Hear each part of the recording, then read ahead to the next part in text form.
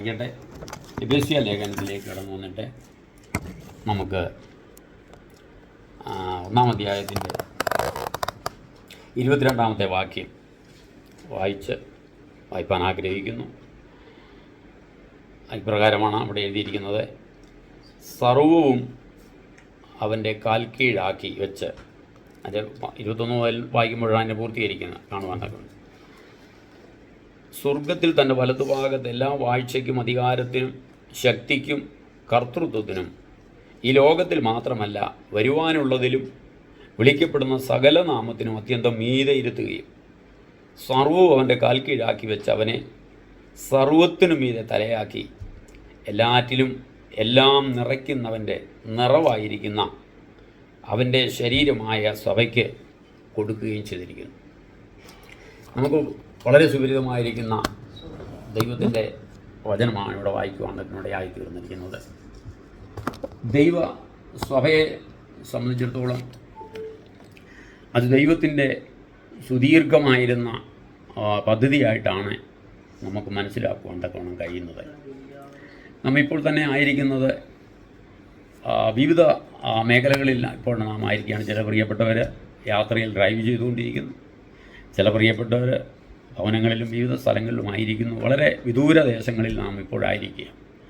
എങ്കിലും സഭ എന്നുള്ളതായിരിക്കുന്ന ആ വിഷയത്തിൽ നാം ക്രിസ്തുവിൽ ഒന്നായിരിക്കുന്ന അനുഭവമാണ് നമുക്കിവിടെ ദർശിക്കുവാൻ തക്കവണ്ണം കഴിയുന്നത്. നാം മാത്രമല്ല, ഭൂലോകത്തിൽ എല്ലാ മേഖലകളിലുമുള്ള കർത്താവിൻ്റെ രക്തത്താൽ വീണ്ടെടുക്കപ്പെട്ട സകല ദൈവജനവും ക്രിസ്തുവിലൊരു ശരീരമായി ആയിരിക്കുകയാണ്. ഈ ഭൂമിയിലെ നമ്മുടെ സാഹചര്യങ്ങളനുസരിച്ച് വിവിധ സ്ഥലങ്ങളിലൊക്കെ നാം കുടിയൊരകൾ ആചരിക്കുമ്പോൾ തന്നെ നാം ക്രിസ്തുവിൽ ഒരു ശരീരമായി ഭൂലോകമൊക്കെയും വ്യാപിച്ചു കിടക്കുകയാണ്. അങ്ങനെ നാം വരുമ്പോൾ ദൈവത്തിൻ്റെ ആ വലിയ ഒരു പദ്ധതി സഭയെക്കുറിച്ചുള്ള ബന്ധത്തിൽ നമുക്ക് കാണുവാൻ തക്കവണ്ണം കഴിയുന്നുണ്ട്. അതിൻ്റെ ഉൽപ്പത്തി പുസ്തകം 1-ാം അധ്യായത്തിലേക്ക് കടന്നു വരുമ്പോൾ നമുക്കിങ്ങനെ കാണുവാൻ തക്കവണ്ണം കഴിയുന്നുണ്ട്. അതിൻ്റെ 4-ാമത്തെ വാക്യത്തിൽ ഇങ്ങനെ: നാം തൻ്റെ സന്നിധിയിൽ വിശുദ്ധരും നിഷ്കളങ്കരുമാകേണ്ടത് അവൻ ലോകാസ്ഥാപനത്തിന് മുമ്പേ നമ്മെ തിരഞ്ഞെടുത്തു. അവ എന്നാ കർത്താവ് നമ്മെ തിരഞ്ഞെടുത്തത്? ഞാൻ നിങ്ങളും ജനിക്കുന്നതിന് മുമ്പേ, നമ്മുടെ പിതാക്കന്മാർ ജനിക്കുന്നതിന് മുമ്പേ, അവൻ ലോകത്തെ സൃഷ്ടിക്കുന്നതിന് മുമ്പേ കർത്താവ് നമ്മെ തിരഞ്ഞെടുത്തതാണ്. ആ തിരഞ്ഞെടുപ്പിൻ പ്രകാരം ആണ് ഇന്ന് പകൽക്കാലം ക്രിസ്തുവിൻ്റെ ശരീരത്തിൻ്റെ ഓരോ അവയവങ്ങളായി വിവിധ സ്ഥാനങ്ങളിൽ നാം ഇന്ന് ജീവിക്കുന്നത്. അപ്പോൾ നാം ഏത് സ്ഥാനങ്ങളിൽ ജീവിച്ചിരുന്നാലും ക്രിസ്തുവിൻ്റെ ആ ശരീരത്തിൽ നിന്ന് നാം വേർപെട്ട് ജീവിക്കുവാൻ നമുക്ക് കഴിയുകയില്ല. നമുക്ക് കാണുവാൻ തക്കവണ്ണം കഴിയുന്നുണ്ട്. യോഹന്നാൻ, കർത്താവിൻ്റെ ശിഷ്യനായിരിക്കുന്ന യോഹന്നാൻ പത്മോസിലായിരിക്കുമ്പോഴും അവൻ ക്രിസ്തുവിൻ്റെ ശരീരത്തിൻ്റെ ഭാഗമായി പത്മോസിൽ ദൈവിക സാന്നിധ്യം അനുഭവിച്ചതായി നമുക്ക് കാണുവാൻ തക്കവണ്ണം കഴിയുന്നുണ്ട്. പത്രോസ്, അതുപോലെ തന്നെ പൗലോസ്, ഇങ്ങനെയുള്ള പ്രിയപ്പെട്ടവരെ കാരാഗ്രഹങ്ങളിലായിരിക്കുമ്പോഴും അവർ ക്രിസ്തുവിൻ്റെ ക്രിസ്തുവാകുന്ന ശരീരത്തിൻ്റെ അവയവങ്ങളായിട്ട് ആ കാരാഗ്രഹത്തിലും അവർ വസിക്കുന്നത് കാണുവാൻ തക്കവണ്ണം കഴിയുന്നുണ്ട്. ആ കാരാഗ്രഹത്തിൽ അവർ വേർപെട്ടിരുന്നില്ല. ക്രിസ്തുവിൻ്റെതായ വലിയ പ്രവൃത്തികൾക്ക്, അത്ഭുതങ്ങൾക്ക് അവരെപ്പോഴും അകന്നവരായിരുന്നില്ല, അതിനോട് ചേർന്ന് ജീവിച്ചവരായിരുന്നു. അങ്ങനെയെങ്കിൽ നമ്മെ സംബന്ധിച്ചിടത്തോളം നാം ആയിരിക്കുന്ന ഏതു മേഖലകളിലും നാം സഭയായിരിക്കുമ്പോൾ തന്നെ ക്രിസ്തുവിൻ്റെ ശരീരത്തിൻ്റെ അവയവങ്ങളായിട്ട് നാം ആയിരിക്കുകയാണ്. അങ്ങനെയെങ്കിൽ അതിനു വേണ്ടിയിട്ട് ദൈവത്തിൻ്റെ സുദീർഘമായ പദ്ധതിയിൽ ദൈവം നമ്മെ വേർതിരിക്കുവാൻ തക്കവണ്ണം ഇടയായിത്തീർന്നു. ലൂക്കോസിൻ്റെ സുവിശേഷം 12-ാം അധ്യായത്തിൽ നമ്മൾ കടന്നു വരുമ്പോൾ ഇങ്ങനെ കാണുന്നുണ്ട്: ഹല്ലേലൂയ, ഒരു ദിവസം അവൻ പ്രാർത്ഥിച്ചു കഴിഞ്ഞതിന് ശേഷമായിട്ട് ശിഷ്യന്മാർ കർത്താവിനോട് പറഞ്ഞ് ഞങ്ങളെ പ്രാർത്ഥിക്കാൻ പഠിപ്പിക്കാം. പ്രാർത്ഥനയൊക്കെ പഠിപ്പിച്ചു കഴിഞ്ഞതിന് ശേഷം അവരോട് കർത്താവ് ചില കാര്യങ്ങൾ സംസാരിക്കുക. 2 സ്നേഹിതന്മാരെക്കുറിച്ച് സംസാരിപ്പാൻ തക്കനവിടെ ആയിത്തു. ആ സ്നേഹിതന്മാരെക്കുറിച്ച് സംസാരിക്കുമ്പോൾ ഒരു സ്നേഹിതൻ്റെ വീട്ടിലൊരു അതിഥി വന്നപ്പോൾ അവർക്ക് അദ്ദേഹത്തിന് ഭക്ഷണം കൊടുക്കുവാൻ കഴിഞ്ഞില്ല. സമയം അർദ്ധരാത്രിയുടെ സമയമായി. അർദ്ധരാത്രിയുടെ സമയത്തും സ്നേഹിതൻ്റെ ഭവനത്തിലേക്ക് കടന്നു ചെന്ന് തന്നെ മുട്ടി വിളിക്കുന്നതായി കാണും. ഞാൻ വിവരിക്കുന്നില്ല. അവിടെ ഉദ്ദേശം എന്താണ് കർത്താവ് അവിടെ പഠിപ്പിക്കുവാൻ ഉദ്ദേശിക്കുന്നത്? ദോഷികളായ നിങ്ങൾ നിങ്ങളുടെ മക്കൾക്ക് നല്ല ദാനങ്ങളെ കൊടുക്കാൻ ഇച്ഛിക്കുന്നുവെങ്കിൽ പിതാവായ ദൈവം തന്നോട് ചോദിക്കുന്നവർക്ക് പരിശുദ്ധാത്മാവിനെ എത്രയധികം നൽകും എന്നുള്ളൊരു പദം നമുക്കവിടെ കാണാൻ കഴിയുന്നുണ്ട്. അപ്പോൾ ആരംഭത്തിൽ തന്നെ നമുക്കവിടെ കാണാൻ കഴിയും ദൈവത്തിൻ്റെ സഭയോടുള്ള ബന്ധത്തിൽ നമുക്ക് അതിനെ വരും കാലങ്ങളിൽ, അതായത് കർത്താവ് സംസാരിച്ച ആ സമയം മുതൽ വരും കാലങ്ങളിൽ ദൈവത്തിൻ്റെ പരിശുദ്ധാത്മാവ് ദൈവത്തിൻ്റെ സഭയെ നടത്തുന്നത് എപ്രകാരമെന്ന് കാണാൻ കഴിയുന്നുണ്ട്. അപ്പോൾ എൻ്റെ പിതാവിനോട് ചോദിച്ചാൽ പരിശുദ്ധാത്മാവിനെ എത്രയധികം നൽകും? അവിടെ നമുക്കങ്ങനെ കാണുമ്പോൾ തന്നെ യോഹന്നാൻ്റെ സുവിശേഷം നമുക്ക് കാണാൻ കഴിയുന്നുണ്ട്.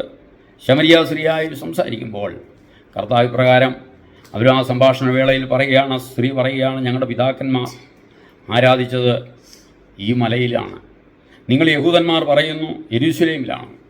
എന്നാൽ കർത്താവ് ദൈവത്തിൻ്റെ വരുവാനുള്ള സഭയെ മുൻ കണ്ടുകൊണ്ട് ആ സ്ത്രീയോട് കർത്താവ് പ്രകാരം പറയുകയാണ്, ദൈവം ആത്മാവാകുന്നു. ദൈവത്തെ ആരാധിക്കുന്നവർ എങ്ങനെയുള്ളവരായിരിക്കണമെന്ന് കർത്താവ് പറയുക. ദൈവാത്മാവാകുന്നവനെ ആരാധിക്കുന്നവർ ആത്മാവിലും സത്യത്തിലും കർത്താവിനെ ആരാധിക്കുന്ന നാഴിക വന്നു കഴിഞ്ഞു എന്ന് പറയുവാണ്. കർത്താവിൻ്റെ സഭയെക്കുറിച്ചുള്ളതായിരിക്കുന്ന ആ കാഴ്ചപ്പാടിൽ നമുക്കതിനെക്കുറിച്ച് മനസ്സിലാക്കുവാൻ തക്കവണ്ണം കഴിയുന്നുണ്ട്. അതോടൊപ്പം തന്നെ വീണ്ടും കർത്താവ് മരിച്ചു അടക്കപ്പെട്ട് ഉയർത്തെഴുന്നേറ്റതിന് ശേഷമായിട്ട് തൻ്റെ ശിഷ്യന്മാരുമായി സംസാരിക്കുമ്പോൾ തൻ്റെ ശിഷ്യന്മാരോട് കർത്താവ് പ്രകാരം പറയുകയാണ്, എൻ്റെ പിതാവിനോട് കേട്ട വാഗ്ദത്തത്തിന് വേണ്ടി നിങ്ങൾ പോയി കാത്തിരിക്കണമെന്ന് അവരോട് സംസാരിപ്പാൻ തക്കണിവിടെയായിത്തീർന്നു. ഞാൻ സംസാരിക്കുന്നതിൻ്റെ ഉദ്ദേശം എന്താണെന്ന് ചോദിച്ചു കഴിഞ്ഞാൽ ദൈവസഭയെക്കുറിച്ചുള്ളതായിരിക്കുന്ന ആ ദൈവത്തിൻ്റെ സുദീർഘമായിരിക്കുന്ന ആ പദ്ധതിയിൽ ഞാനും നിങ്ങളും അവൻ്റെ ശരീരത്തിൻ്റെ അവയവങ്ങളായിരിക്കുമ്പോൾ നാം വിചാരിക്കുന്നത് യാദൃശ്യാൽ സംഭവിച്ചു എന്നുള്ളതല്ല. അവൻ മുന്നമേ നമ്മെ കണ്ടതുകൊണ്ട്, മുന്നമേ നമ്മെ തിരഞ്ഞെടുത്തതുകൊണ്ട് നാം ആ സ്ഥാനങ്ങളിൽ ദൈവത്തിൻ്റെ കൃപയാൽ ആയിരിക്കുകയാണ്. ആ ശിഷ്യന്മാർ അതിന് പ്രകാരം തന്നെ ഹല്ലേലൂയ കാത്തിരുന്ന് പെന്തക്കോസ്ത് നാൾ വന്നു കഴിഞ്ഞപ്പോൾ ആ ദൈവത്തിൻ്റെ ആത്മാവിൻ്റെ ആ വലിയ പ്രവൃത്തി അവരതിനു വേണ്ടി കാത്തിരിക്കുകയാണ്. അതാണ് ലൂക്കോസിൻ്റെ സുവിശേഷം 12-ാം അധ്യായത്തിൽ ദോഷികളായ നിങ്ങൾ നിങ്ങളുടെ മക്കൾക്ക് വേണ്ടി നല്ല ദാനങ്ങളെ കൊടുക്കാൻ ഇച്ഛിക്കുന്നുവെങ്കിൽ സ്വർഗസ്വനായ എൻ്റെ പിതാവിനോട് ചോദിച്ചാൽ പരിശുദ്ധാത്മാവിനെ എത്രയധികം നൽകും. ആ കൂട്ടായ്മയിലേക്ക് ദൈവത്തിൻ്റെ പരിശുദ്ധാത്മാവിനെ ദൈവം നൽകുവാൻ തക്കവണ്ണമിടയായിത്തീർന്നു. Price the Lord. അപ്പോൾ തന്നെ അവർ വ്യക്തികളായിരിക്കുമ്പോൾ ദൈവത്തിൻ്റെ ആ ആത്മാവിൻ്റെ വലിയ പ്രവൃത്തി ദൈവം അവരുടെ മേൽ ചെയ്തെടുക്കുവാൻ തക്കവണ്ണമിടയായിത്തീർന്നു. ഇന്ന് പകൽക്കാലവും ഞാനും നിങ്ങളും ദൈവത്തിൻ്റെ ആ ക്രിസ്തുവിൻ്റെ ശരീരത്തിൻ്റെ അവയവങ്ങളായി വിവിധ സ്ഥലങ്ങളിലായിരിക്കുമ്പോൾ നാം വ്യക്തിപരമായ ഓരോ സ്ഥാനങ്ങളിലായിരിക്കുകയാണ്. അപ്പോൾ തന്നെ ദൈവത്തിൻ്റെ പരിശുദ്ധാത്മാവിൻ്റെ ആ നടത്തിപ്പും ദൈവത്തിൻ്റെ പരിശുദ്ധാത്മാവിൻ്റെ ഇഷ്ടങ്ങളും ആ ദൈവത്തിൻ്റെ പരിശുദ്ധാത്മാവിൻ്റെ പദ്ധതിയിൽ ഞാനും നിങ്ങൾ എത്രത്തോളം ആയിരിക്കുന്നു എന്നുള്ള കാര്യങ്ങൾ നമ്മെ വ്യക്തമായി നാം ചിന്തിച്ച് അതിന് പ്രകാരം ദിനംതോറും നമ്മെ അതിലേക്ക് സമർപ്പിക്കേണ്ടത് ആവശ്യമായി നമുക്ക് കാണുവാൻ തക്കവണ്ണം കഴിയുന്നുണ്ട്. Price the Lord. അപ്പോൾ ദൈവത്തിൻ്റെ ആ സഭയോടുള്ള ബന്ധത്തിൽ നമുക്ക് കാണുവാൻ നമ്മൾ വായിച്ച ഭാഗങ്ങളിലേക്ക് വരുമ്പോൾ എഫെസ്യ ലേഖനത്തെ വായിച്ച പ്രകാരമാണ് ദൈവത്തിൻ്റെ തെരഞ്ഞെടുപ്പ് എങ്ങനെയായിരുന്നു. അതിൻ്റെ 4-ാമത്തെ വാക്യത്തിൽ വായിച്ച നാം അവൻ്റെ സന്നിധിയിൽ വിശുദ്ധരും നിഷ്കളങ്കരുമാകേണ്ടതിന് ലോകസ്ഥാപനത്തിന് മുമ്പേ നമ്മെ ക്രിസ്തു യേശുവിൽ തിരഞ്ഞെടുത്തു. അതിൻ്റെ 6-ാമത്തെ വാക്യത്തിൽ വായിക്കുമ്പോൾ അവൻ നമ്മെ മുൻനിയമിച്ചു എന്ന് കാണുവാൻ കഴിയുന്നുണ്ട്. നാം ജനിച്ചിട്ട് പോലും പിതാക്കന്മാർ ജനിച്ചിട്ടില്ല. ആദാമിനെ പോലും ദൈവം സൃഷ്ടിച്ചിട്ടില്ല. അതിനു മുമ്പേ ദൈവം പറയുകയാണ്, അവൻ നമ്മെ മുൻ നിയമിച്ചു എന്ന് കാണാൻ കഴിയുന്നുണ്ട്. Price the Lord. അപ്പോൾ തന്നെ അവൻ്റെ പദ്ധതികൾ പൂർണ്ണമായി. പിന്നെ നമുക്കിവിടെ കാണുകയാണ് അതിൻ്റെ 7-ാമത്തെ വാക്യത്തിൽ, അവനിൽ നമുക്ക് തൻ്റെ രക്തത്താൽ അതിക്രമങ്ങളുടെ മോചനമെന്ന വീണ്ടെടുപ്പുണ്ട്. Praise the Lord. ക്രിസ്തുവിൻ്റെ മരണത്തെക്കുറിച്ച് ഈ ലോകത്തിൻ്റെ സൃഷ്ടിക്ക് മുമ്പേ തന്നെ ക്രിസ്തുവിൽ കൂടെ നമ്മുടെ വീണ്ടെടുപ്പിനെക്കുറിച്ച് ഈ ലോക സൃഷ്ടിയുടെ മുൻപേ തന്നെ ദൈവത്തിൻ്റെ പദ്ധതിയായിരുന്നു. അപ്പോൾ ദൈവത്തിൻ്റെ പദ്ധതി കൂടാതെ യാതൊരു കാര്യങ്ങളും നടക്കുന്നില്ല എന്നുള്ള കാര്യങ്ങൾ നമുക്ക് മനസ്സിലാവും. അപ്പോൾ നാം ദൈവത്തിൻ്റെ സന്നിധിയിൽ ദൈവം നമുക്ക് നൽകിയിരിക്കുന്ന ആ വിലയേറിയ ആ സഭ എന്നുള്ള ബന്ധത്തിൽ ദൈവത്തിൻ്റെ പദ്ധതികൾ വലുതാണ്. നാം എത്രത്തോളം അതിന് വില കൽപ്പിക്കുന്നുണ്ട്, നാം എത്രത്തോളം അതിന് പങ്കാളിത്തം ചെയ്യുന്നുണ്ട് എന്നുള്ള കാര്യങ്ങൾ നാം ചിന്തിക്കേണ്ടതാണ്. നമ്മെ സംബന്ധിച്ചിടത്തോളം നമ്മൾ കൂട്ടായ്മകൾക്ക് വരുന്നു, നാം ആ കടന്നു പോകുന്നു, നമ്മുടേതായ കാര്യങ്ങളിൽ പോകുന്നു. എന്നാൽ ദൈവം നമ്മെക്കുറിച്ച് ചിന്തിച്ചതായ, നമ്മെ ദൈവം ഉൾപ്പെടുത്തിയിരിക്കുന്നതായ പദ്ധതിക്ക് വലിയ വില നൽകി ദൈവത്തിൻ്റെ ആ വലിയ സ്നേഹത്തിൻ്റെ പ്രകടനം നമുക്ക് കാണാൻ കഴിയുന്നുണ്ട്. അവൻ പിതാവായ ദൈവത്തോട് സമത്വമുള്ളവനായിരുന്നു. അപ്പോൾ തന്നെ അവൻ നമുക്ക് വേണ്ടി ആ സമത്വത്തെ, ദൈവത്തിൻ്റെ ആ സമത്വത്തെയൊക്കെ മാറ്റിവെച്ചിട്ട് കേവലം എന്നെയും നിങ്ങളെയും പോലെ ഒരു മനുഷ്യനായിട്ട് പാപം നിറഞ്ഞ അന്ധകാരം നിറഞ്ഞ ലോകത്തിലേക്ക് അവൻ ഇറങ്ങി വരുവാൻ തക്കണം ഇടയായിത്തീർന്നു. അവൻ താഴുവാൻ തക്കണം. തിരുവനന്തപുരത്തിൽ വായിക്കുന്ന വായിച്ചുകൾ ക്രൂശിലെ മരണത്തോളം അവൻ തന്നെത്താൻ താഴ്ത്തി എന്ന് കാണുവാൻ കാണാൻ കഴിയുന്നു.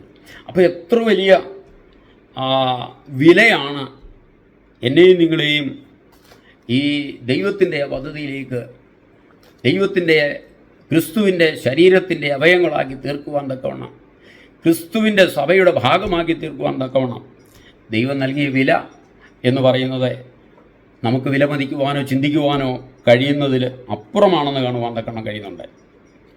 അപ്പോൾ തന്നെ ഈ അതിൻ്റെ 10-ാമത്തെ വാക്യത്തിൽ നാം വായിക്കുമ്പോൾ ഇങ്ങനെ കാണുന്നുണ്ട്, ദൈവത്തിൻ്റെ സുദീർഘമായിരിക്കുന്ന പദ്ധതിയിൽ അതിങ്ങനെ കാണുകയാണ്. അതിൻ്റെ 9 പോലും വായിക്കുമ്പോൾ, അവനിൽ താൻ മുൻ നിർണയിച്ച തൻ്റെ പ്രസാദത്തിന് തക്കവണ്ണം തൻ്റെ ഹിതത്തിൻ്റെ മർമ്മം നമ്മോട് അറിയിച്ചു. അത് സ്വർഗത്തിലും ഭൂമിയിലുമുള്ളതെല്ലാം പിന്നെയും ക്രിസ്തുവിലൊന്നായി ചേർക്ക എന്നിങ്ങനെ കാലസമ്പൂർണതയിലെ വ്യവസ്ഥ. അപ്പം മുന്നമേ ദൈവം ഇത് കണ്ടു.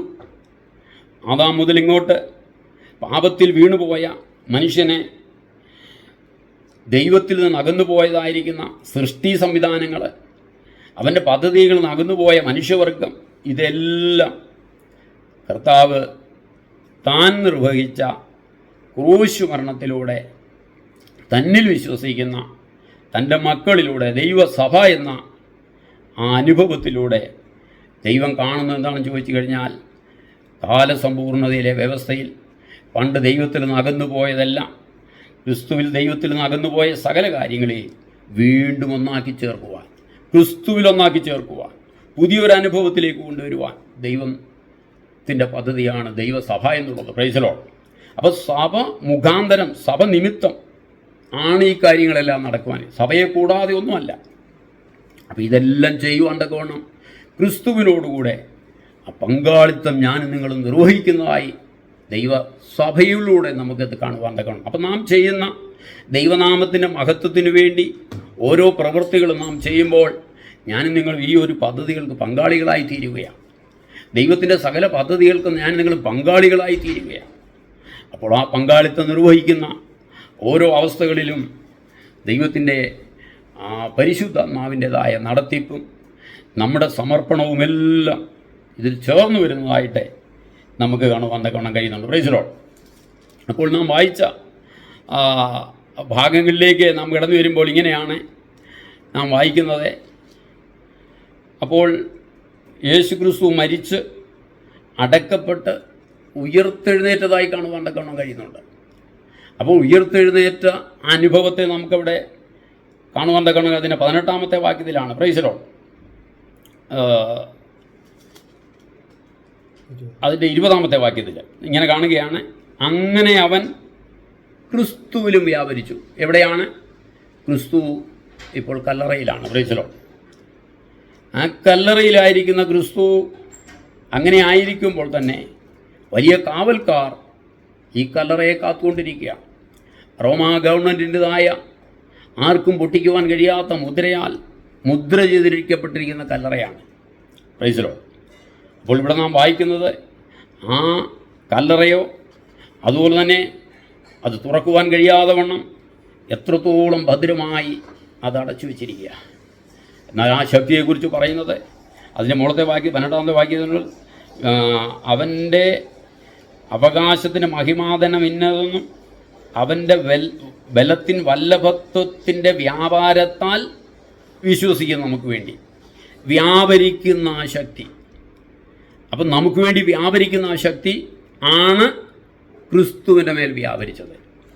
ഈ ശക്തി ക്രിസ്തുവിൻ്റെ മേൽ വ്യാപരിച്ചു കഴിഞ്ഞപ്പോൾ യേശു ക്രിസ്തുവിൻ്റെ ഉയർപ്പ് അവിടെ സംഭവിക്കുകയാണ്. മുമ്പിൽ ഉരുട്ടി വെച്ചിരിക്കുന്ന കല്ലവിടുന്ന് മാറിപ്പോവുകയാണ്. Praise Lord. റോമാ ഗവൺമെൻറ് മുദ്ര അവിടെ തകർന്നു പോവുകയാണ്. കാവൽക്കാർക്ക് നിൽക്കുവാൻ കഴിയാതെ വണ്ണം അവർ മുഴുവനും അവിടെ തളർന്നു വീഴുവാൻ തക്കൊണ്ട് ഇവിടെ ആയിത്തീർന്നു. Praise Lord. അതേ ശക്തിയാണ് ദൈവത്തിൻ്റെ പരിശുദ്ധാത്മാവ് സഭ എന്ന എൻ്റെയും നിങ്ങളുടെയും ആ കൂട്ടായ്മയിൽ അപ്പോൾ തന്നെ വ്യക്തിപരമായ ജീവിതത്തിൽ ദൈവം പകർന്നു നൽകുവാൻ തക്കൊണ്ട് ആയിത്തീർന്നിരിക്കുന്നത്. അപ്പോൾ ദൈവസഭ എന്നുള്ള നാം കൂടി വരുന്ന ആ കൂട്ടായ്മ ഈ ആത്മാവിൻ്റെ ആ അനുഭവത്തിൽ എത്രത്തോളം നാം ആയിരിക്കുന്നു എന്നുള്ള കാര്യം നാം ചിന്തിക്കേണ്ടതാണ്. അപ്പോൾ ദൈവസഭയുടെ ആ പൂർണ്ണ രൂപത്തിലേക്ക് കടന്നു വരുന്നതെങ്കിൽ നാം അതിനെക്കുറിച്ച് ചിന്തിക്കുകയും അതിലേക്ക് നാം മുൻപോട്ട് കടന്നു വരുവാൻ തക്കൊണ്ട് കഴിയണമെങ്കിൽ എന്തുണ്ടായിരിക്കണം? ഈ യേശുക്രിസ്തുവിനെ മരിച്ചവരിന്ന് ഉയർപ്പിച്ചവൻ്റായ ആ ശക്തി നമ്മളിലും പകർന്നിരിക്കേണ്ടത് ആവശ്യമാണ്. ആ നമ്മിലത് ഇല്ല എങ്കിൽ നാം അതിനെ പ്രാപിക്കേണ്ടതിന് ആ ദൈവത്തിൻ്റെ വചനത്തിലേക്ക് നാം അവൻ്റെ വാഗ്ദത്തിലേക്ക് നാം അടുത്തിയല്ലേണ്ടതാണ്. ശിഷ്യന്മാരോടതാണ് പറഞ്ഞത്, എന്നോട് കേട്ട വാഗ്ദത്തിന് വേണ്ടി നിങ്ങൾ പോയി കാത്തിരിക്കുവാനാണ് പറഞ്ഞത്. അവർ പോയി കാത്തിരിക്കുകയാണ്. പെന്തക്കോസ്ത് നാൾ വരെ അവർ കാത്തിരുന്നു. ഇതൊക്കെ വചനത്തിൻ്റെ നിവർത്തികളാണ്. പെന്തക്കോസ്ത് നാൾ വരെ അവർ കാത്തിരുന്നു കഴിഞ്ഞപ്പോൾ യേശു ക്രിസ്തുവിനെ കല്ലറയിൽ നിന്ന് മരിച്ചവരുടെയിൽ നിന്ന് ഉയർപ്പെഴുന്നേച്ചതായ അതേ ശക്തി ആ ദൈവസഭയിലേക്ക് തൻ്റെ ജനത്തിൻ്റെ മധ്യത്തിലേക്ക് അത് പകർന്നു നൽകുവാൻ തക്കണിടയായിത്തീർന്നു. അതേ ശക്തി അവരവരുടെ ശുശ്രൂഷകൾക്കനുസരിച്ച് അവർക്ക് ദൈവം ഓരോരുത്തർക്കും ദൈവം നൽകിയ അളവിനനുസരിച്ച് വ്യക്തികളിലേക്ക് അത് വ്യാപരിക്കുവാൻ തക്കണം. ഇതൊരിക്കലും ദൈവവചനത്തിൻ്റെ അനുഭവത്തിലൂടെ നാം ചിന്തിക്കുമ്പോൾ ഇത് നഷ്ടപ്പെട്ടു പോകുവാൻ ഒരിക്കലും ഇടയായിത്തീരുന്നില്ല. അവരുടെ മേൽ പകർന്നിരിക്കുന്ന ശക്തി. അതുകൊണ്ടാണ് പത്രോസും യോഹന്നാനും കൂടെ അവർ സുന്ദരമെന്ന ദൈവാലയ ഗോപുരത്തിൻ്റെ അടുക്കിലൂടെ കടന്നു പോകുമ്പോൾ അമ്മയുടെ ഗർഭം മുതൽ മുടന്തനായൊരു മനുഷ്യനെ അവിടെ കാണുവാൻ തക്കണം കഴിയുന്നുണ്ട്. വിശദീകരിക്കാൻ സമയമില്ലല്ലോ. അപ്പോൾ പറയുകയാണ്, അവർ ആഗ്രഹത്തോടെ വല്ലതും കിട്ടുമെന്നുള്ള താല്പര്യത്തോടെ അവരെ നോക്കിക്കഴിഞ്ഞപ്പോൾ പറയുക, വെള്ളിയും പൊന്നും ഞങ്ങൾക്കില്ല, എന്നാൽ ഞങ്ങൾക്കുള്ളത് നിനക്ക് തരുന്നു. എന്താ ഞങ്ങൾക്കുള്ളത്? ആ ക്രിസ്തുവിനെ ഉയർപ്പിച്ചവൻ്റെ ശക്തി സ്വർഗത്തിൽ നിന്ന് ദൈവസഭയോടുള്ള ബന്ധത്തിൽ അവരുടെ മേൽ പകരുവാൻ തക്കണം ഇവിടെ ആയിത്തീർന്നു. ഇപ്പോഴും അവരിൽ ആ ശക്തി നിലനിൽക്കുകയാണ്, ആ അധികാരം നിലനിൽക്കുകയാണ്. ആ അധികാരത്തോടെ ആ ശക്തിയോടെ ദൈവത്തിൻ്റെ കൃപയാൽ ദൈവത്തിൻ്റെ ശക്തിയാൽ കരം പിടിച്ചവനെ എഴുന്നേൽപ്പിക്കുവാൻ തക്കണം ഇവിടെ ആയിത്തീർന്നു. അങ്ങനെയെങ്കിൽ ദൈവമക്കളെ, ഞാനും നിങ്ങളും ആയിരിക്കുന്ന സ്ഥാനങ്ങളിൽ ഈ ആത്മാവിൻ്റെ ശക്തിയോടുള്ള ബന്ധത്തിൽ, ആത്മാവിൻ്റെ അഭിഷേകത്തോടുള്ള ബന്ധത്തിൽ എത്രത്തോളം അവൻ്റെ ആ വാഗ്ദത്വത്തോടെ നാം താതാത്മ്യം പ്രാപിച്ചിരിക്കുന്നുള്ള കാര്യം നാം ചിന്തിക്കേണ്ടത് ആവശ്യമാണ്.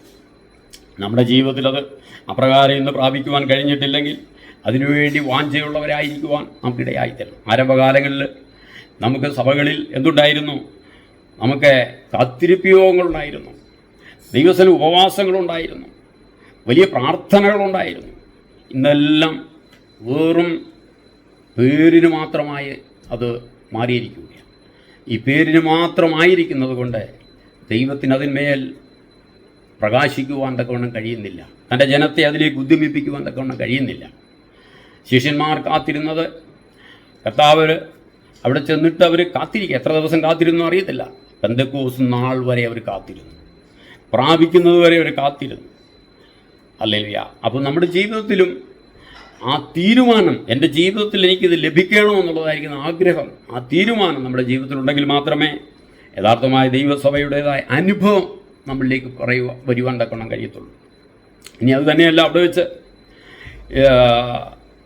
മഹാപുരോഹിതന്മാർ അവരുടെ സംഘമൊക്കെയും ഈ ശിഷ്യന്മാരിലൂടെ ചെയ്യുന്നതായ വലിയ പ്രവൃത്തികളെ കണ്ടിട്ട് ഇവരെ തടവിലാക്കുവാൻ, ഇവരെ ബന്ധിക്കുവാൻ ഒക്കെ ഇടയായി തീർന്നു കഴിഞ്ഞപ്പോൾ അവർക്ക് ബന്ധിക്കുവാൻ കഴിയാതെ, ഇവരെ ശിക്ഷിക്കുവാൻ കഴിയാതെ വണ്ണം അവരിലൂടെ സൗഖ്യമായ വ്യക്തി അവിടെ നിൽക്കുകയാണ്. അവർക്കൊന്നും പറയുവാൻ തക്കവണ്ണം കഴിയുന്നില്ല. അപ്പോൾ സ്വൽപ്രവൃത്തി 4-ാം അധ്യായത്തിൽ നമുക്കിത് കാണുവാൻ തക്കവണ്ണം കഴിയുന്നുണ്ട്. Praise Lord. കാരണം ദൈവമക്കളെ ആർക്കും, അതുകൊണ്ടാണ് പറയുന്നത്, ദൈവസഭയോടുള്ള ബന്ധത്തിൽ എല്ലാം നിറയ്ക്കുന്നവൻ്റെ നിറവായിരിക്കുന്ന അവൻ്റെ ശരീരമായ സഭയ്ക്ക് ദൈവം നൽകിയിരിക്കുകയാണ്. അപ്പോൾ ആ ഒരു അനുഭവത്തിൽ നാമും ആയിത്തീരണമെന്ന് നമുക്ക് ആഗ്രഹമുണ്ടാകണം. ദൈവത്തിന് ആഗ്രഹത്തിലാണ് നമ്മെ ദൈവം കാണുന്നത്. നമുക്കും അതേ ആഗ്രഹം ഉണ്ടാകുവാൻ തക്കണം ഇടയായിത്തീരണം. അപ്പോൾ നമുക്ക് മുൻപോട്ടേ നമ്മൾ കടന്നു വരുമ്പോൾ ഈ സഭയോടുള്ള ബന്ധത്തിൽ ഒരുപാട് കാര്യങ്ങൾ നമുക്കവിടെ കാണുവാൻ തക്കവണ്ണം നമുക്ക് കഴിയുന്നുണ്ട്. Praise Lord. അപ്പോൾ ദൈവ സഭ എന്ന് പറയുന്നത് ഒന്നിനും കുറവില്ലാത്ത ഒരു അനുഭവമായി നമുക്ക് കാണുവാൻ തക്കവണ്ണം കഴിയുന്നുണ്ട്. കാരണം എല്ലാം നിറയ്ക്കുന്നവൻ്റെ നിറവ് അവിടെ എന്തുണ്ട്? അവിടെ വരുന്നവരാരും നിരാശയോടുകൂടി കടന്നു പോകുന്നില്ല. അവിടെ വരുന്നവരാരും ക്ഷീണിതരായി കടന്നു പോകുന്നില്ല. കാരണം ഏതു വിഷയത്തിന്മേലും, ദൈവഹിതപ്രകാരമുള്ള സകല വിഷയത്തിന്മേലും അവർ കടന്നു വരുമ്പോൾ അവിടുന്ന് നിറവ് പ്രാപിച്ച്, അവിടുന്ന് ശുശ്രൂഷകളെ പ്രാപിച്ച്, അവിടുന്ന് ദൈവത്തിൻ്റെ പരിശുദ്ധാത്മാവിൻ്റെ നിയോഗങ്ങളെ പ്രാപിച്ച് അവരവിടുന്ന് കടന്നു പോവുകയാണ്.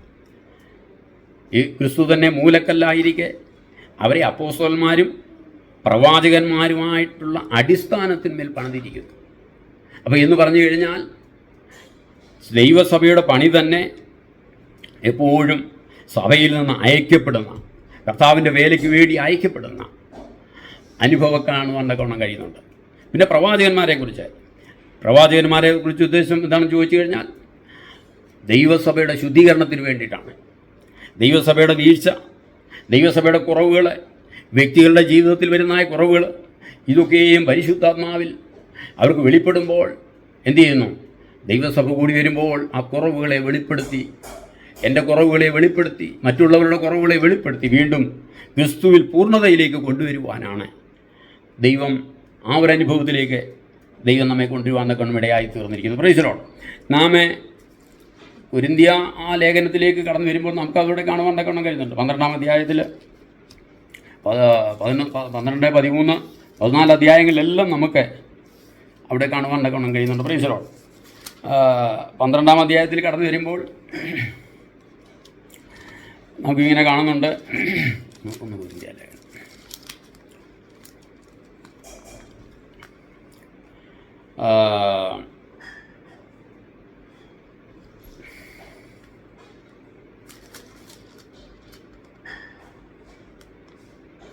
അതിൻ്റെ 11-ാം അധ്യായത്തിൻ്റെ 12 മുതലുള്ള വാക്യങ്ങൾ വായിക്കുമ്പോൾ, ശരീരം ഒന്നും അതിന് അവയവങ്ങൾ പലതും, ശരീരത്തിൻ്റെ അവയവം പലതായിരിക്കെ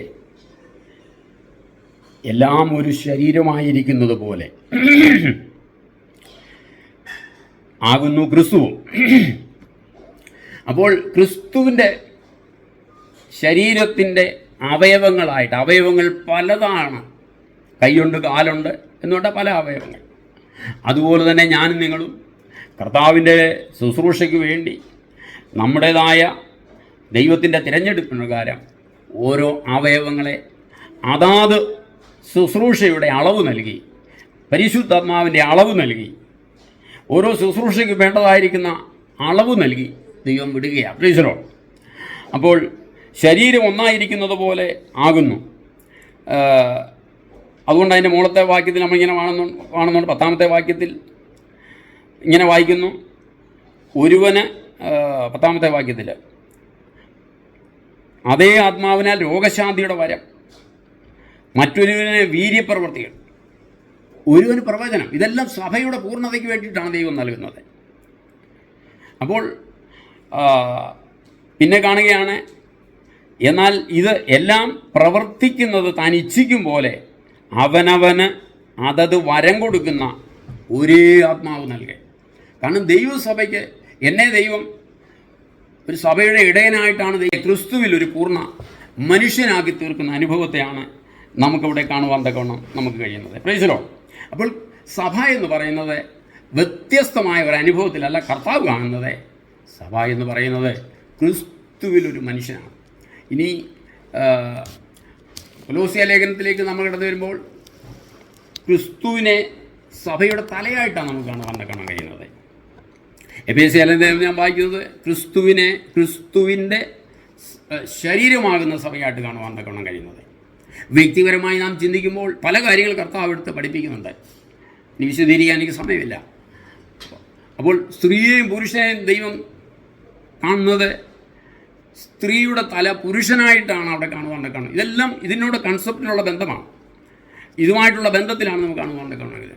അപ്പോൾ പുരുഷനെ ദൈവം കാണുന്നത് അല്ലല്ല, പുരുഷൻ്റെ തല ക്രിസ്തുവിൻ്റെ തല ദൈവം. ഇതെല്ലാം ഒരേ ചരടിൽ കോർത്തിണക്കി പരിശുദ്ധാത്മാവ് ദൈവസഭയുടെ വളർച്ചയ്ക്ക് വേണ്ടി, ഒരു കുടുംബം എന്ന് പറയുന്നത് ദൈവസഭയുടെ ഭാഗമാണ്. ആ കുടുംബം കൂടാതെ ദൈവസഭയ്ക്ക് വളർച്ച പ്രാപിപ്പാൻ കഴിയില്ല. അതെല്ലാം പദ്ധതി പ്രകാരം നമുക്ക് കാണുവാൻ കഴിയുന്നുണ്ട്. Praise Lord. അതുപോലെ തന്നെ വിശദീകരിക്കാൻ എനിക്ക് സമയമില്ല. നാം ഇവിടെ വായിക്കുമ്പോൾ രണ്ടാം അധ്യായത്തിൻ്റെ 21 മുതലുള്ള വാക്യങ്ങൾ വായിക്കുമ്പോൾ ഇങ്ങനെ കാണുന്നുണ്ട്. ക്രിസ്തു തന്നെ മൂലക്കല്ല. 21 മുതൽ അവനിൽ കെട്ടിടം മുഴുവനും യുക്തമായി തീർന്ന് കർത്താവിൽ വിശുദ്ധ മന്ദിരമായി വളരുകയാണ്. അവനിൽ, ക്രിസ്തുവിൽ. അപ്പോൾ ഇവിടെ ഒരു കെട്ടിടത്തോട് ബന്ധത്തിലാണ് ഈ ദൈവസഭയെ കാണുവാൻ കഴിയുന്നത്. ക്രിസ്തുവിൽ വളരുന്ന ഒരനുഭവത്തിലാണ് നമുക്കവിടെ കാണുവാൻ കഴിയുന്നത്. Praise Lord. ഇനി ദൈവസഭയുടെ പണി കാര്യങ്ങളെക്കുറിച്ചാണ് ഈ 2-ാം അധ്യായത്തിൽ കാണുന്നത്. അതിൻ്റെ 1-ാം അധ്യായത്തിൽ വായിക്കുമ്പോൾ ഈ കെട്ടിടം പണിയണമെങ്കിൽ എന്തുണ്ടായിരിക്കണം? പല മെറ്റീരിയൽസുകൾ ആവശ്യമാണ്. ആ മെറ്റീരിയൽസുകളാണ് ഞാനും നിങ്ങളും. അതുകൊണ്ടാണ് അവിടെ 1-ാമത്തെ വാക്യം മുതൽ ഇങ്ങനെ വായിക്കുന്നത്. അതിക്രമങ്ങളാലും പാപങ്ങളാലും മരിച്ചവരായിരുന്ന നിങ്ങളെയും അവൻ ഉയർപ്പിച്ച്. Price Lord. അപ്പോൾ ഈ ഒരു ക്രിസ്തുവാകുന്ന സഭയോട് ബന്ധപ്പെട്ട് നമുക്ക് കൂടിയിരിക്കുവാനുള്ള യോഗ്യത ഇല്ലാതിരിക്കുമ്പോൾ എന്നെയും നിങ്ങളെയും ആ യോഗ്യതയിലേക്ക് കൊണ്ടുവന്നതാണ് ക്രിസ്തുവിൻ്റെ സ്നേഹം. അതാണ് നാം 1-ാമത്തെ അധ്യായത്തിൽ വായിക്കുവാൻ ഇടയായിത്തീർന്നത്. അപ്പോൾ അതിൽ നിന്ന് ദൂരസ്ഥരായിരുന്നു. തന്നെയുമല്ല, ഇസ്രായേൽ പൗരതയോട് സംബന്ധമില്ലാത്തവരായിരുന്നു, അന്യരായിരുന്നു, പരദേശികളായിരുന്നു. Praise Lord. അപ്പോൾ ഈ സ്ഥാനത്ത് നിന്ന് നമ്മെ ദൈവം എന്ത് ചെയ്തു? നമ്മെ ദൈവം കരങ്ങളിൽ പിടിച്ചുയർത്തി. നമ്മുടെ പാപങ്ങളെയും നമ്മുടെ അശുദ്ധികളെയും ദൈവം ക്രിസ്തുവിൻ്റെ രക്തത്താൽ ജീവൻ തന്ന് ദൈവം രക്തത്താൽ നമ്മെ ശുദ്ധീകരിച്ചു. അവൻ്റെ ജീവൻ തന്നു നമ്മെ ശക്തിപ്പെടുത്തി. Praise Lord. അതിൽ ഈ സഭയുടെ ഒരു ഭാഗമാക്കി ദൈവം നമ്മെ തീർക്കുവാൻ, അവൻ്റെ ഒരു അവയവമാക്കി നമ്മെ തീർക്കുവാൻ നമുക്കിടയാക്കി തീർത്തു. ഈ കെട്ടിടത്തോടുള്ള ബന്ധത്തിൽ നാം ചിന്തിക്കുമ്പോൾ ഈ കെട്ടിടത്തിൻ്റെ പണി പൂർത്തീകരിക്കപ്പെട്ടിട്ടില്ല. ഈ കെട്ടിടത്തിൻ്റെ പണി സഭയാകുന്ന ഈ കെട്ടിടത്തിൻ്റെ പണി പൂർത്തീകരിക്കുക ഞാനും നിങ്ങളുമായിരിക്കുന്ന ഈ കല്ലുകൾ പോലെ നമ്മെ കർത്താവ് എന്ത് ചെയ്തു? പാപസമ്മത അടിസ്ഥാനത്തിന്മേൽ ഇനിയും സഭയിൽ നിന്ന് എന്ത് ചെയ്യണം? അയക്കപ്പെടുവാൻ തക്കൊണ്ട് ആയിത്തീരണം. സുവിശേഷം അറിയിപ്പാൻ ഇനിയും ആളുകളെ അയക്കുവാൻ തക്കൊണ്ട് ആയിത്തീരണം. അങ്ങനെയുള്ള രീതികളൊക്കെ നമ്മുടെ സഭയിൽ നന്യപ്പെട്ടു പോയിരിക്കുന്നു. നമ്മുടെ കൂട്ടായ്മകൾ നന്യപ്പെട്ടു പോയിരിക്കുന്നു. നമ്മുടെ ചിന്താഗതികൾക്കൊക്കെ മാറ്റം വന്നിരിക്കുന്നു. ആത്മീയ ഭാരങ്ങൾ നമ്മുടെ ഹൃദയത്തിൽ നിന്ന് നീക്കപ്പെട്ടിരിക്കുന്നു. കാരണം എന്താണെന്ന് ചോദിച്ചു കഴിഞ്ഞാൽ, ദൈവസഭയുടെ പണി മുൻപോട്ട് കടന്നു പോകാതിരിക്കേണ്ടതിന് പിശാച് നമ്മളുടെ സകലവിധ ചിന്താഗതികളെ മാറ്റിയിരിക്കുകയാണ്. അപ്പോൾ അതിനു വേണ്ടിയിട്ടാണ് കൃപാവരങ്ങളെ ദൈവം നൽകിയിരിക്കുന്നത്. ദൈവസഭ ദിനംതോറും ഈ ശക്തിയിൽ ആർജിച്ചു നിൽക്കുവാൻ കണ്ണുടയായിത്തീരണം. നമുക്കറിയാം, ഒരു ടോർച്ചോ വല്ലതും അല്ലെങ്കിൽ പണ്ടുണ്ടായ റേഡിയോ, ടേപ്പ് റെക്കോർഡുകളോ അല്ലെ എന്തെങ്കിലും ആയിക്കൊള്ളട്ടെ, അല്ലെ ചാർജ് ചെയ്യുന്ന എന്തെങ്കിലും ഒരു വസ്തു, അതിനൊരു പരിധി കഴിയുമ്പോൾ അതിൻ്റെ ചാർജ് നഷ്ടപ്പെടും, തീർന്നു പോകുവാനിടയായിത്തീരും. വീണ്ടും നാം അതിനെ ചാർജ് ചെയ്യുന്ന പോലെ ചാർജ് ചെയ്യുന്ന അനുഭവങ്ങൾ ക്രിസ്തു സഭയിലേക്ക് ദൈവജനം ഒന്നിച്ച് കടന്നു വന്ന് കൂടുതൽ ശക്തി പ്രാപിച്ച് കൂടുതൽ പ്രവൃത്തിക്ക് വേണ്ടി ദൈവത്താൽ ഐക്യപ്പെടേണ്ട സംവിധാനമാണ് സഭ എന്ന് തിരുവചനത്തെ നമുക്ക് വായിക്കുവാൻ തക്കവണ്ണം കഴിയുന്നു. Price the Lord. ഇനി 3-ാം അധ്യായത്തിൽ നമുക്ക് കാണുന്നുണ്ട് സഭയുടേതായിരിക്കുന്ന മർമ്മത്തെക്കുറിച്ച് കാണുവാൻ തക്കവണ്ണം കഴിയുന്നുണ്ട്. Price the Lord. 3-ാം അധ്യായത്തിൻ്റെ 2 മുതൽ 6 വരെയുള്ള വാക്യത്തിൽ അത് കാണുന്നുണ്ട്. Price the Lord. ഇങ്ങനെ കാണുന്നുണ്ട്. Price the Lord. ക്രിസ്തുവിനെ സംബന്ധിച്ചുള്ള മർമ്മത്തിൽ എനിക്കുള്ള ബോധം നിങ്ങൾക്ക് ആ മർമ്മം ഇപ്പോൾ അവൻ്റെ വിശുദ്ധ അപ്പോസ്തലന്മാർക്കും പ്രവാചകന്മാർക്കും ആത്മാവിനാൽ വെളിപ്പെട്ടതുപോലെ പൂർവ്വകാലങ്ങളിൽ മനുഷ്യർക്ക് അറിയുമായിരുന്നില്ല. അതോ ജാതികൾ സുവിശേഷത്താൽ ക്രിസ്തു യേശുവിൽ കൂട്ടവകാശികളും ഏക ശരീരസ്ഥരും വാഗ്ദത്തത്തിൽ പങ്കാളികളുമാകണം. ഇതൊരു മർമ്മമാണ്. കാരണം ഇത് പ്രാരംഭത്തിൽ നാം ചിന്തിച്ചതുപോലെ തന്നെ ലോകസ്ഥാപനത്തിന് മുമ്പേ ദൈവം പദ്ധതി ചെയ്യുമ്പോൾ അന്ന് ചെയ്ത പദ്ധതിയാണ് ഹല്ലേലൂയ, ജാതികളും എന്തു ചെയ്യണം? ഈ ക്രിസ്തുവിൻ്റെ ശരീരത്തിൻ്റെ ഏക ശരീരസ്ഥരായി തീരണം. അതുകൊണ്ടാണ് ഈ സുവിശേഷത്തിൽ അപ്പോസ്തലന്മാരെ ദൈവം തിരഞ്ഞെടുത്തിരിക്കുന്നത്, അവരിലൂടെ ശുശ്രൂഷകന്മാരെ ദൈവം തിരഞ്ഞെടുത്തിരിക്കുന്നത്, ഇടയന്മാരെ ദൈവം തിരഞ്ഞെടുത്തിരിക്കുന്നത്.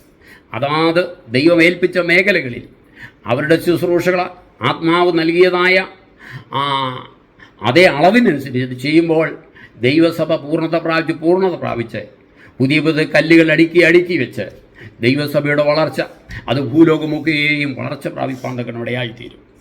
ഈ ദൈവത്തിൻ്റെതായ ആ വാഗ്ദത്വത്തിന് കൂട്ടവകാശികളായിത്തീരുമ്പോൾ നമ്മുടെ ജീവിതത്തിലെ കുറവശങ്ങൾ, ശുശ്രൂഷയ്ക്ക് വരേണ്ടതായ കുറവശങ്ങൾ, അതുപോലെ തന്നെ ആത്മാവിൽ നമുക്ക് ലഭിക്കേണ്ടതായിരിക്കുന്ന അല്ലെങ്കിൽ നമ്മൾ ഇല്ലാതിരിക്കുന്ന